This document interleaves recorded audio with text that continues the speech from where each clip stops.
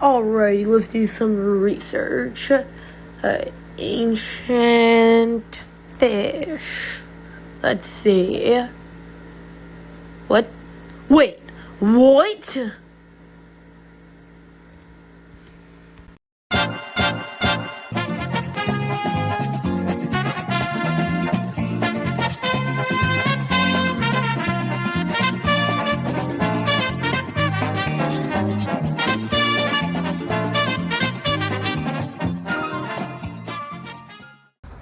Friendly gesture. Friendly gesture to use too, sir. Have you heard about hands?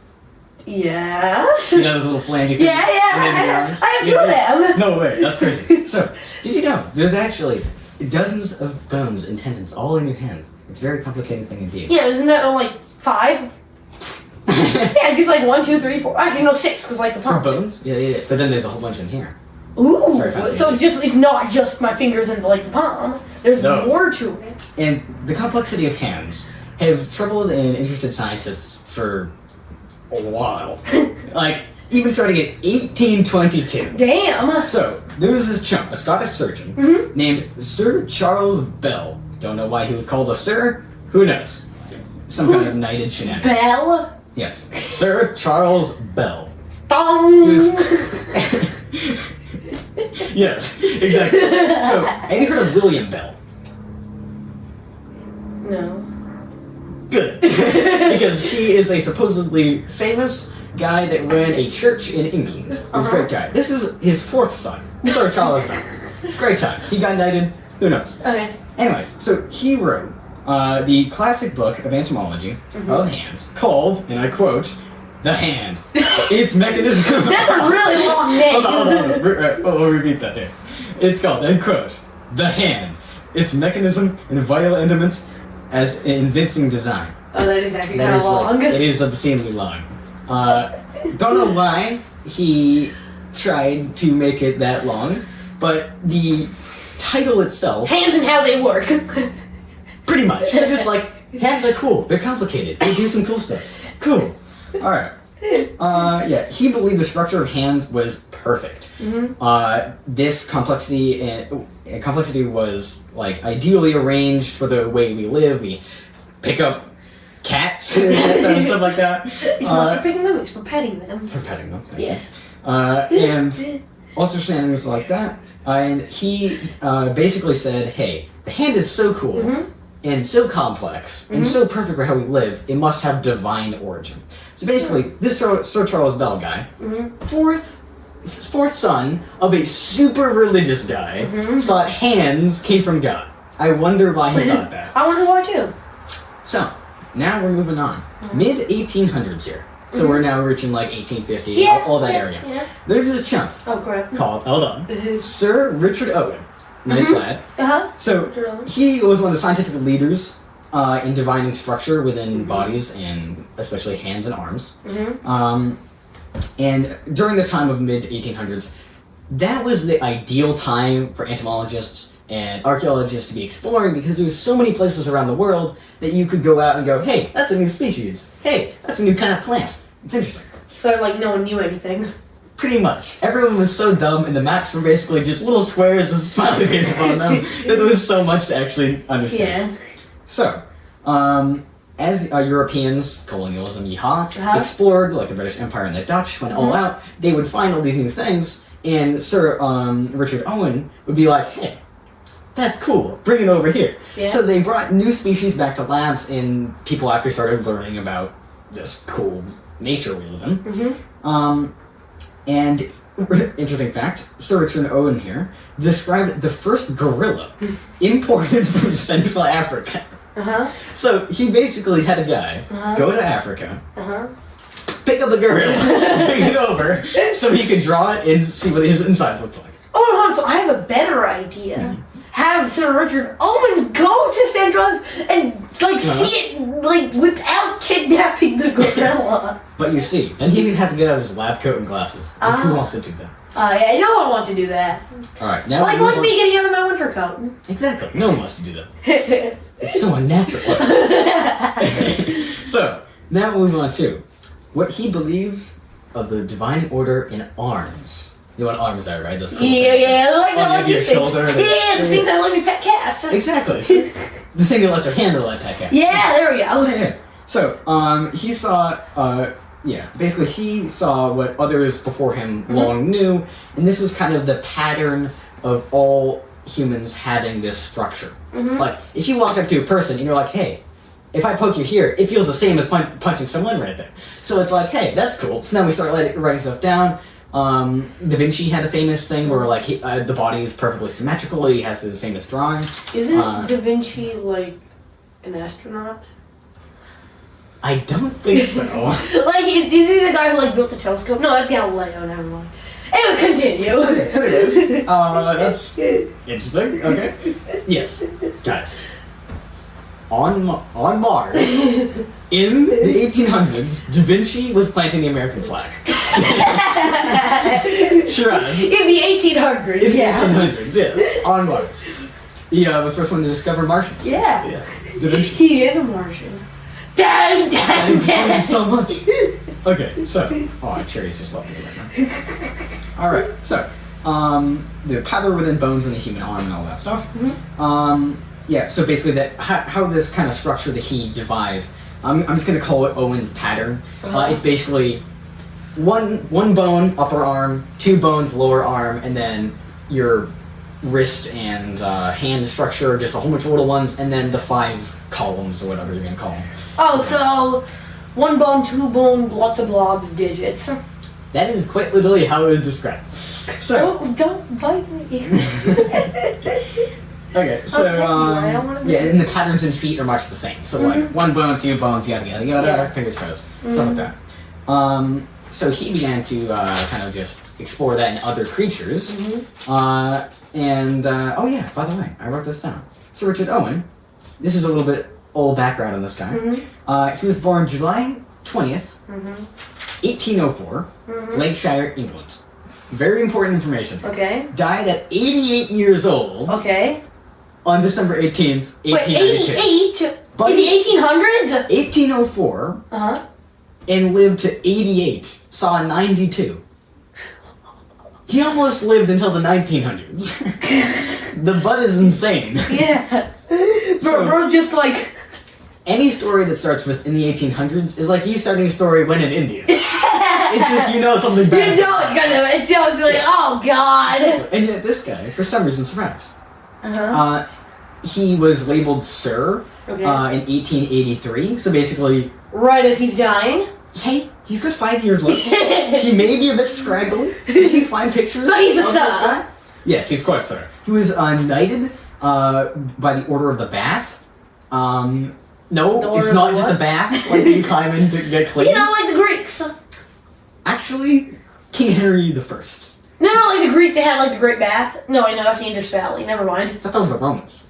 damn. Whatever. Anyways, so he joins this Order of the Bath that was made by King George the First in Yep. 1725. 1725. 1725. But he was born This in is- 1804. He joined the cult of the knighthood. So basically, the Order of the Bath is what knights people.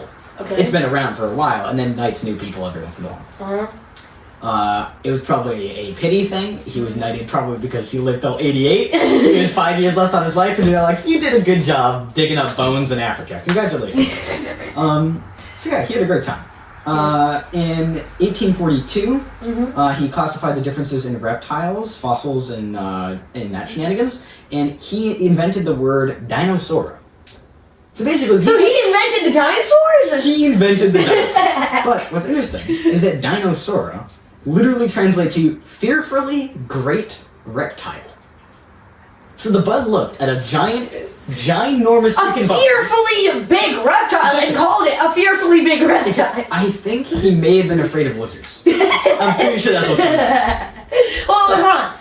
Is it just so he defined the dinosaurs, but he's also a dinosaur in a way because he's so old. So you know how you ask old people, hey dude, how are the dinosaurs when you were young? So he's literally just that old. He's one of those guys who classify as a fossil that he's digging up. Exactly. Alright, anyways, moving on. He dug up his friends. Exactly. So, he was known for his strong opposition to this chap. Don't know if you heard of him. Darwin. Charles Darwin? One Charles Darwin. You mean the guy who like said, so you see, you have bacteria, and then you have and then you have human. That guy. I'm drawing the connections. I'm going to say yes, and we can move on. Okay. All right. So, in 1859, this is later when he's like 55 or so. Darwin made his book called The Origin of Species. Very cool indeed. Don't know if you read it. I haven't. I have not either. Probably cool. Basically, Owen was looking at his Origin of Species. Owen here has been like going around. He's making his own things about evolution and stuff, but hasn't really published it. Yeah. So then, when Darwin shows up with his new book and he goes, "Bam! Check it out, dude!" He's like, "No, you're wrong because I'm right." That's basically what's going on. Yeah. He's got a strong hubris and he's pretty vain. At least that's what it seems like. Yeah. To the point in which he literally wrote a complaint letter on the origin of species. And it's basically a hate mail. That's all it is. To Darwin, just to discredit him because he felt he had a better idea. Later, hear me out, we look at the two ideas and we check facts. Or, better idea, we look at the two ideas, see one of the ideas came from us, and then deny the other one. So that's how it goes. Hey, did you know Darwin would eat the species he discovered? Good times. Cuisine. He was a part of this thing called the Glutton Club when he was at, I think Cambridge. Is that where he went? Yeah, Cambridge, England. Yeah. So he was in Cambridge, England. He was just like, he was in the Glutton Club at college, and basically the whole point was find exotic species and eat them. Hey guys, get this. Great new idea. We found this thing called elephant in Africa. It tastes delicious. And Darwin just like pops his head through the doorway and goes, What? New food? What? New food! Fun little fact. The U.S. government tried, when we had a food crisis, during Great Depression and all that stuff, Oh god. they passed a bill that would, they didn't end up completing it, obviously, because it would have hurt us, but importing hippos, Oh god. it was called the Hippo Bill. There was this guy, he was super eccentric about trying to get hippos to breed in America to solve our meat problem, because people love meat. Good times. That's basically what Darwin was. Yeah. Also, one time Darwin was eating chicken, a nice fried chicken, and midway through he realized it wasn't the specimen that he had just discovered. And he's like, Prehistoric bird. damn, that's pretty Tastes good. So, his letter that he wrote to Darwin. The complete letter? Yes, his complaint letter was so harsh, Darwin made a public statement.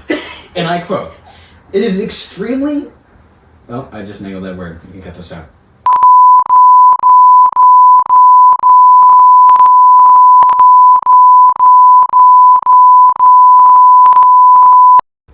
So, Darwin had this public statement in response to his hate letter. And he said, in quote, "This is extremely malignant, clever, and I fear it will be very damaging." Hold on, there's more. "It requires much study to appreciate all the bitter spite of many of the remarks against me." Bro literally was like, damn, this hate mail's actually like really in depth. So it sounds like Darwin got hit with such obscene hate mail that he had, well, it was like, wow. Bro had to literally just like right to the public. Yeah, like, he was like, wow, good job. That was impressive. I did not know you could be this hateful. So, Sir Richard Owen was so, like, he's just so vain that he took, literally, these dates of him publishing the book and then his letter was a year later. He could have spent up to probably 8 months writing this letter. Oh god. It could have been ridiculous. Good god. Yeah, and then Sir Richard Owen to also kind of just going all out against Darwin, said to have coached the Bishop Wilberforce. Sure, that's Wilbur. in his debate against. Wait, hold on. his coach, the Bishop Wilberforce, in his debate against Thomas Huxley, one of Darwin's chief defenders. So basically, English, please. so what's happening is that Darwin is like, he has a lot of friends. Because he's like, wow, all these science guys that are actually learning what's going on, he's reading these books, are like, that's really cool. Yeah. That's basically how we evolved. Yeah. And then this guy's just basically... You're wrong, because I have a different idea. But he's going to the point in which he's coaching people who have that same idea, so it hurts Darwin more by defeating his friends. Yeah, so it's basically the Cold War of evolution. You just throw smaller countries at each other instead of facing each other directly. So, it's a lovely time. And then after that, this is a few years later, then, because now at this point, Darwin's publishing more books and all this evidence to basically solidify that, hey, I'm not a crazy person, this is actually science. Here's my proof. Exactly. So then Owen's like, ah, crap, he's right. Well, I can't back out of it fully now. So he shifted his position on this. So although he denied Darwinian doctrine, or whatever, I'm just mangling this word, so you know, Darwinian scripture basically. He admitted to the accuracy of the base of Darwin's idea, and admitted that he was kind of the first person to point out the truth of the base principle on which it was formed. So basically saying, well, you see, he's right, but technically it was my idea at the beginning. Well, he's basically like, I agree because I'm a scientist and I have to agree to things that are fact, but I'm still gonna try to deny you. Oh, okay. It's more that way. Okay. Exactly. That makes more sense. So yeah. So pretty much how it went. So that's kind of a little bit of backstory on what Sir Richard Owen was up to and all of his shenanigans. Now back to Owen's arms. Wait, Owen's arms. Okay. Yeah. Okay. You know where Sir Richard Owen keeps his arms? Yeah. You'll never get Just the closet. Yes, the closet. Wait, really? Wait, really? He's just had a closet. I completely guessed that, by the way. Well, technically he does have a closet, but it's the British Museum. Oh, so it's still a closet. It's just a really big closet. It's a really big closet with some really nice windows. And also some really stolen stuff. A lot of that. Like the crown jewels of India. And also a whole bunch of Egyptian stuff that belongs to Egypt. Yeah. But anyways, But no, not anymore. Well, not anymore because colonials. Yeah. You walk over to some place and you're like, mine. Alright. So hey dude, this is my first time being here. I'd like to trade with you. Ooh, that's nice. I'm gonna grab that. That's mine now. Anyways, how would I say I'm not gonna do any trade with you? You're now my slave. Exactly. Colonialism. Also known as white peopleism. Okay, so Sir Richard Owen, his theory on arms, or a little system of 1 bone, 2 bone, whole bunch of shenanigans, phalanges. Okay. And he basically was looking around. He's dissecting like gorillas and all that stuff, and he's looking at these things. Dissecting people. Probably people. And he noticed that there were exceptional similarities among anything from frogs to people. So there's stuff really similar. Exactly. So basically, the same bone structure, or Owen's pattern. So the 1 bone, 2 bone, less belongs. Exactly. All you have to do is change the length or the thickness of every piece, and it matches every mammal. So like it's basically like all of them have like one big ancestor that it spreads out across the world. They adapt. Exactly. Hey, I'm learning. No way. That's great. So it's kind of funny because this is also based off of what Darwin was talking about. This was later after he sent his hate mail. So after he sent his hate mail. So after he said, "Hey Darwin, you're a complete please," so yeah, exactly. He's just like, wait a minute. Oh crap, Darwin's right. And then he looks into it, realizes he's right, and then makes his own system for evolution to make sure he's not. So it's literally the same thing as Darwin's, but worded differently. But he's right because he's right. But it's his own research, so he's like, "Dang, Darwin's right. I gotta go find something that's truthful to make myself seem more legit," because he's denying a whole bunch of truth. Oh, I see. So yeah, all creatures with limbs, flippers, wings, or hands, or whatever, have the same common design or Owen's pattern. So like all mammals? Pretty much anything with limbs. Like, same with feet. Like even goes on to birds? Yeah. What about fish? We're gonna get there. Hold on.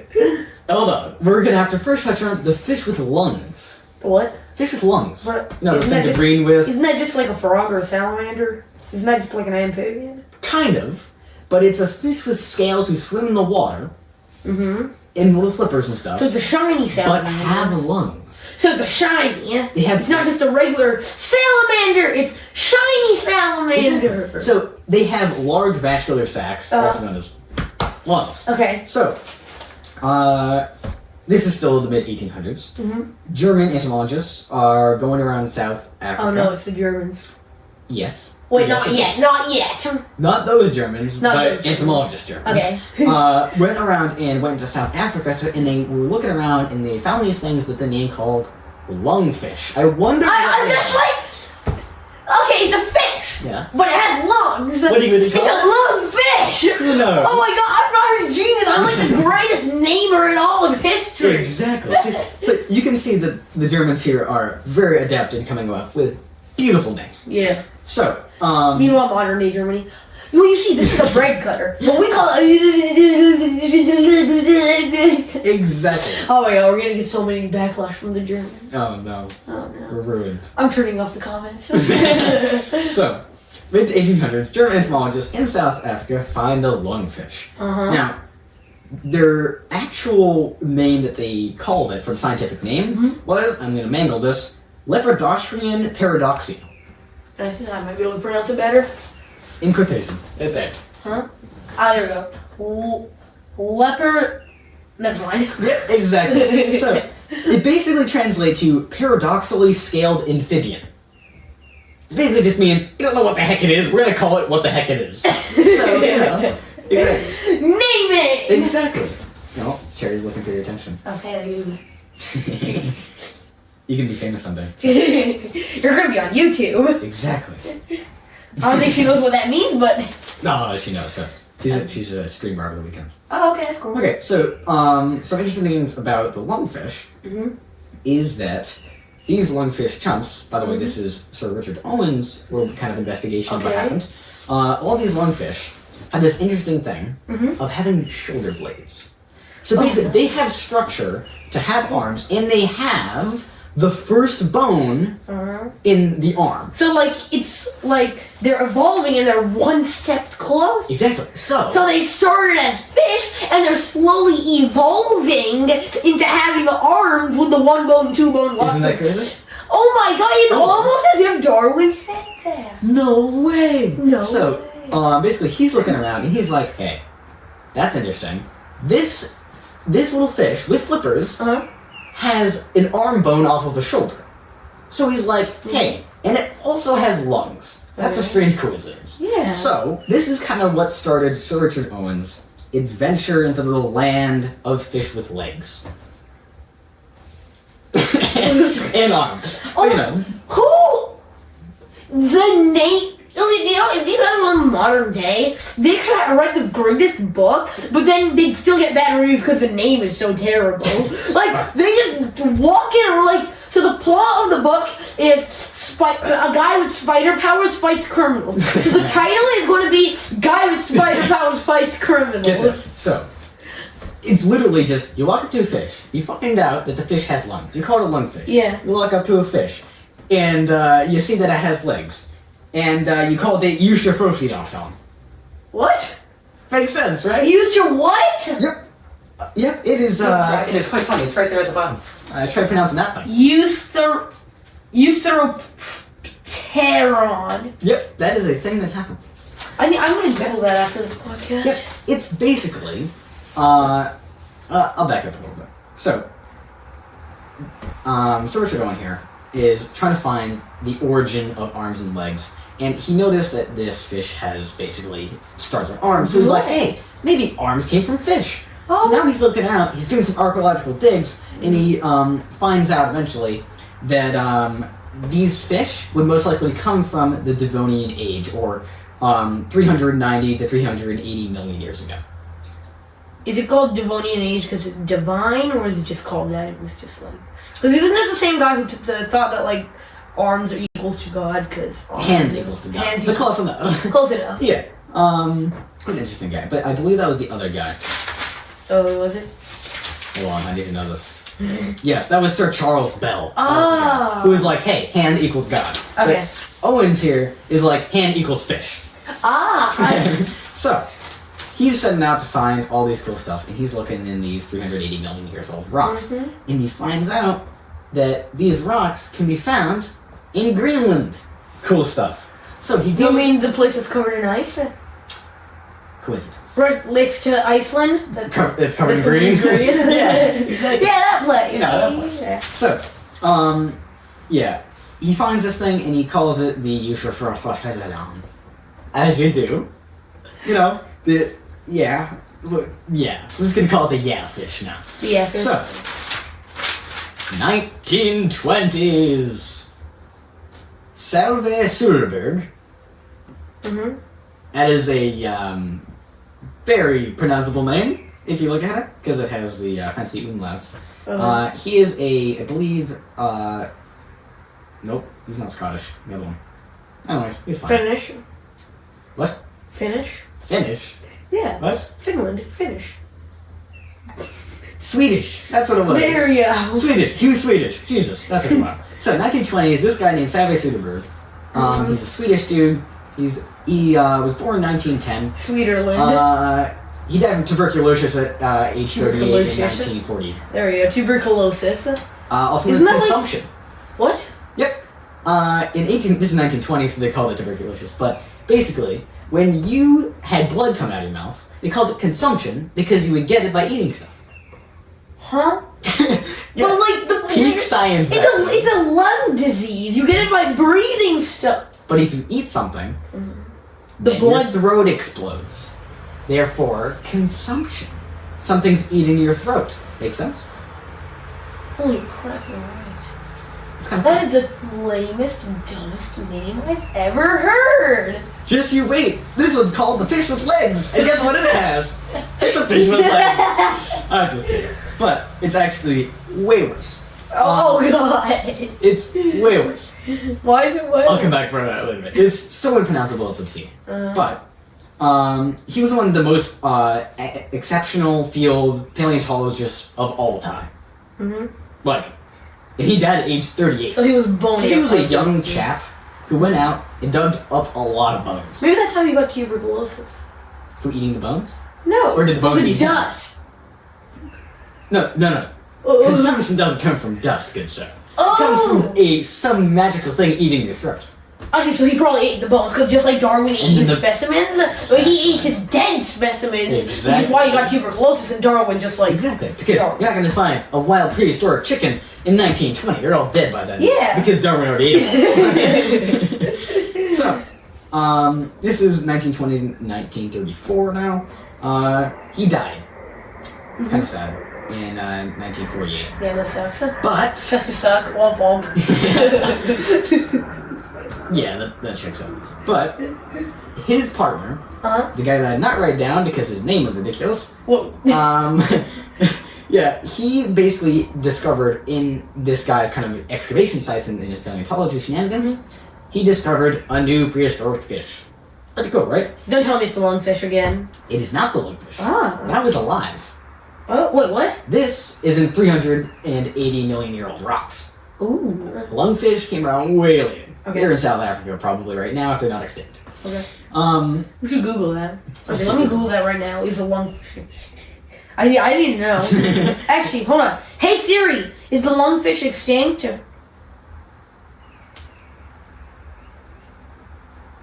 Who am I kidding? Siri's stupid. I don't have internet. Never mind. And then says, "What do you need?" Siri. Ta-ching!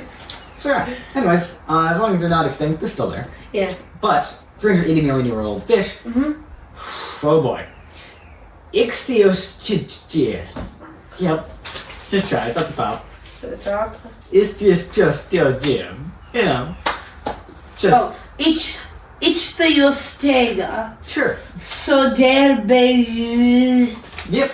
And that Schroederbergisch at the end is Schroederbergi, I think. Because it's his last name, because his partner was like, hey, I feel bad for the kid who died at 38 from tuberculosis, so I'm going to name the fish that I found in his place after him. He's a fish! So, and what's interesting about this guy, it is a fish with fingers and toes. For your help. So imagine you're 380 million years old, right? Uh-huh. Yeah. Back when you were a kid, crawling around in the prehistoric era, you would go over and you're wading through the pools, eating some prehistoric fruit that probably looks like a devil fruit, and you'd find this weird fish with fingers and toes that's waving at you. And what do you call it? The Institutoria. Obviously. And we name it after your dead friend. Makes sense. Yeah. So, 1988. Time is passing. Oh no. Jenny Clark. Good chap. Went to Cedarburg sites that he was already digging up, and that's where his partner found the impronounceable. Discovered this new fish in his site. So basically, after this chump went out and died halfway through from tuberculosis, he came back in, moved his corpse away, and then started digging again. So, wait, he died and then just left his corpse in like no. Okay. But it would be Aww. fun. It would be fun. So, this lad goes out there and discovers a new fish. Axrithiogia. There's an A this time, instead of an I. It's, yeah, just don't worry about it, you know. There's a lot of in science. So, the Axrithiogia, or whatever, had fingers and toes, but the limb was shaped like a flipper. So if you were to chop this little guy's hand off, a flipper, instead of phalanges, he would have phalange bones, but in a flipper. So he would have like a duck. Yes, but duck have feet. It makes a duck! So yeah, that's actually kind of quite interesting. Yeah. And basically the reason of this, seeing that they were having flippers and they have fingers in their flippers, basically resulted in the conclusion that the first limbs, fancy limbs, were not made to walk, but swim. So, instead of crawling out of the water with arms, they'd swim before they got to the edge of the water. Ooh, it's illegal. Exactly. So they invented the breaststroke. Not the humans. Exactly. Jerry. Alright. 1995. Time is passing again. Time machine. Ted Deutschler, or Deutschler? Yeah, that's close. Deutsche. Deutschler? Sure, we're going with that. The character from Book Thief. Deutsche. Deutscher? Frau Hochspittel. Alright, and Neil Shubin. Guess what? Neil Shubin's the writer of The Inner Fish. What? But there's no fish inside of me. I'm vegetarian. There's no fish inside of me. That you know of.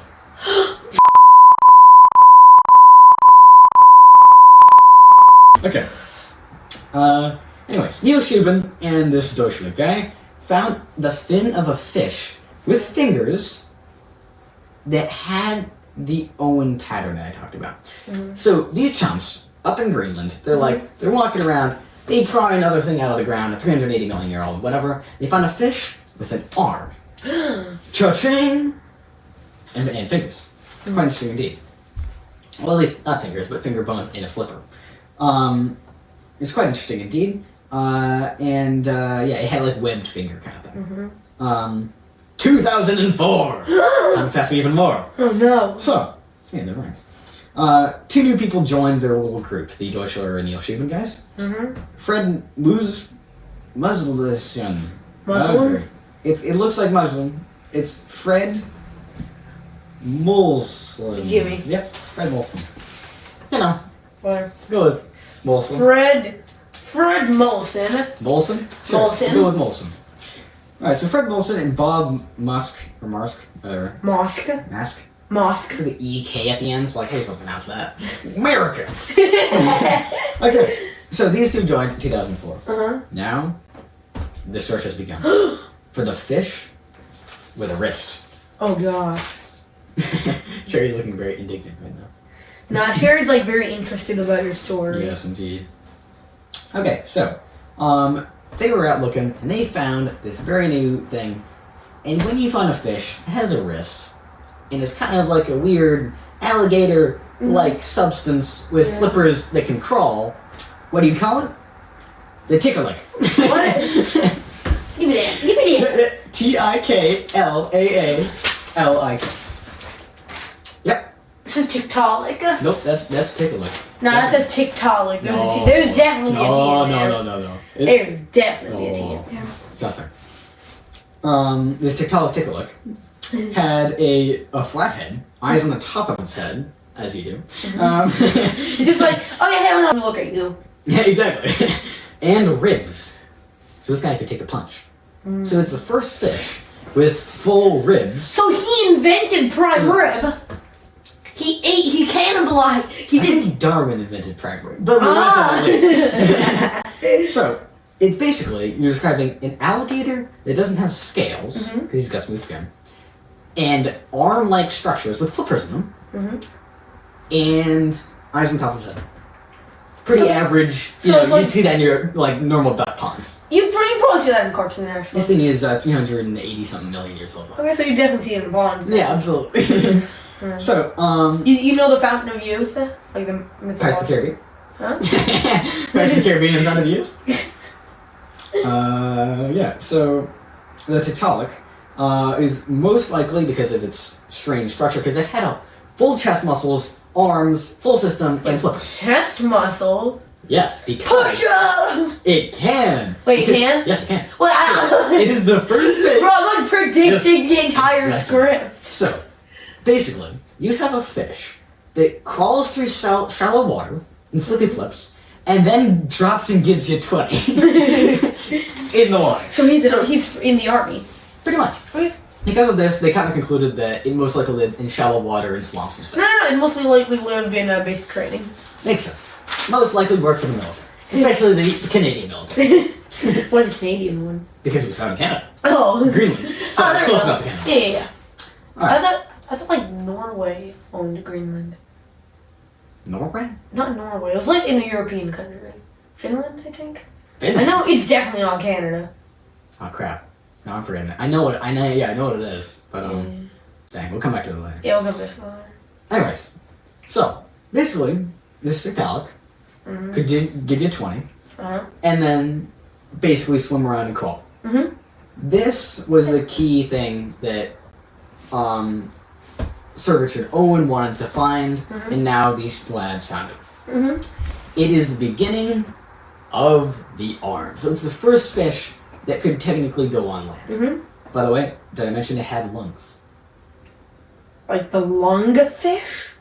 I think it ate a lungfish and then became a lungfish. Oh, like endosymbiosis. Exactly. Exactly. The bacteria eats another bacteria, and now both of them are just had like the other bacteria you just ate is now an organ. See, there you go. There we go. But you know, at like 8 feet long scale. Oh, okay. Because this thing was a chunky boy. Okay. Its flippers were about yay big. And had many bones in them. So phalanges and stuff inside of it. In full structure of the Owen pattern. So he was basically the very first fish that you find in evolution that evolved to use arms. Dun dun dun. Exactly. So, this kind of is... Dude, horror movie idea. You have like the skeleton and it just comes to life, and now you have this like fish that can do push-ups. It's chasing you, trying to eat you, and anytime you try to do anything, it just starts doing push-ups. Like you throw a brick at it, and the brick's out on its back, and it does push-ups to get it off. It's just the I think it was in a James Bond movie somewhere. Wait, what? What? Don't worry about it. So, basically, this was the final puzzle piece to prove, well, they already knew evolution was a thing, but it's basically where arms and stuff came from. Jerry's looking at you. She was like, Yeah, so, basically, this is the final puzzle piece and explaining where arms came from, where we got them, and this would go on to evolve onto land, and then eventually go into all the creatures we have today, reptiles, all that stuff. Basically, the first guy to go, I'm going to live on land now.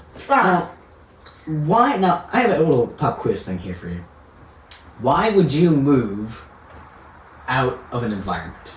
because of push factors. Exactly.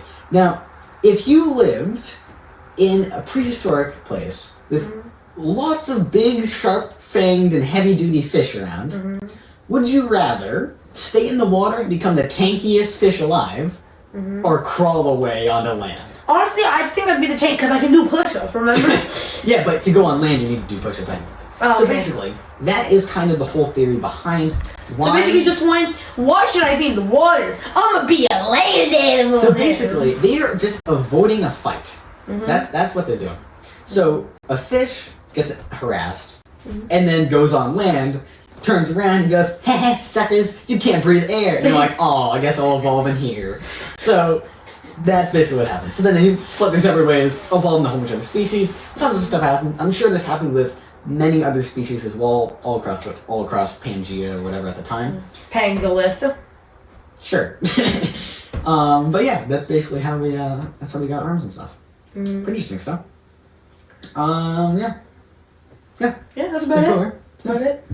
Let's see if I have There's anything now a else. shadow on the couch. A white shadow. Oh yeah, it's just like an imprint. I didn't even know it was I possible hope for a Cherry's shadow. in the shot the entire time. That'd be hilarious. I'd love that. No, it's just like me just stroking the couch. Yeah. So basically, another thing is that the reason why it evolved to do this was because of the push factor and stuff like that. It strove to have adaptations and the mutations. It evolved. Stuff like that. Very cool evolutionary stuff. Darwin will go in for you right after the video. Okay. Right. Yeah. You know what would be funny? If after Darwin died, someone ate him. Wait, Martians come down, discover a new species called Darwin, and eat Darwin and go, "He's interesting, he's delicious." Oh god! And then people from Pluto eat the Martians. From Pluto! Trust, they And exist. they're angry that we didn't call him a planet. They are angry. Yeah. Because we're all calling them stunted. Because of the dwarf planet. Yeah. Let's see. So that's about it, right? That's about it. Let's see if we need to go over anything else. Yeah. So, yeah. Like and subscribe. Subscribe! Well, I was going to say at night, but that works. Oh, okay. Well, in that case, subscribe. Oh. Or I will find Okay, where you look out.